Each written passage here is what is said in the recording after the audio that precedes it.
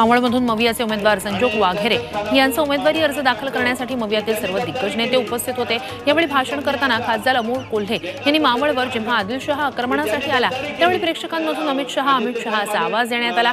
यावेळी मिश्किलपणे अमोल कोल्हे यांनी आदिल म्हटलं असं म्हणताच एकच अफजल खानाचं आक्रमण आलं होतं आदिल शहा कडून। ज्यांना स्वतःच्या कर्तृत्वावर विश्वास असतो त्यांना अशा कुबड्या घेण्याची गरज पडत नाही अशा शब्दात अमोल कोल्हेंनी महायुतीवर टीका केली। बारामती लोकसभा मतदारसंघात सुप्रिया सुळेंच्या विरोधात अपक्ष उमेदवार शरद पवार आणि अपक्ष उमेदवार सोहेल शेख यांना तुतारी हे चिन्ह देण्यात आलंय, त्यामुळे त्यांनी ही टीका केली आहे। बारामती लोकसभा मतदारसंघात पवार विरुद्ध पवार अशी लढत होते, त्यामुळे आता सुप्रिया सुळेंच्या प्रचारात आमदार रोहित पवार देखील उतरलेत।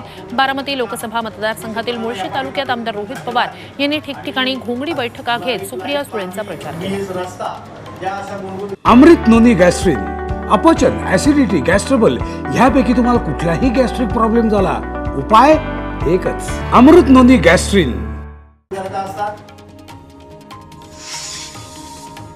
श्रीरंग बारणेंच्या प्रचारात अजित पवार सहभागी झाल्यावरून रोहित पवारांनी टीका केली। मावळ लोकसभेत मुलाचा पराभव केला, त्यांचाच प्रचार अजित पवार करतायत। अजित पवारांना स्वतःचं बरंच काही पचवायचं असल्यानं ते बारणेंचा प्रचार करतायत अशी टीका रोहित पवारांनी केली। मात्र पार्थचा भाऊ म्हणून त्याच्या पराभवाचा बदला घ्यायला मावळमध्ये आल्याचं रोहित पवारांनी म्हटलंय। राष्ट्रवादी शरद पवार पक्षाचे नेते उत्तमराव जानकर यांनी इंदापुरात येऊन अजित पवारांवर बोचरी टीका केली आहे। अजित पवार हत्ती होते, आता उंदराचं पिल्लू झाले तसा घणाघात जानकरांनी केलाय। शरद पवार अजित पवारांना पुन्हा गुराचा गोठा घालून देतील अशी टीकाही जानकरांनी केली।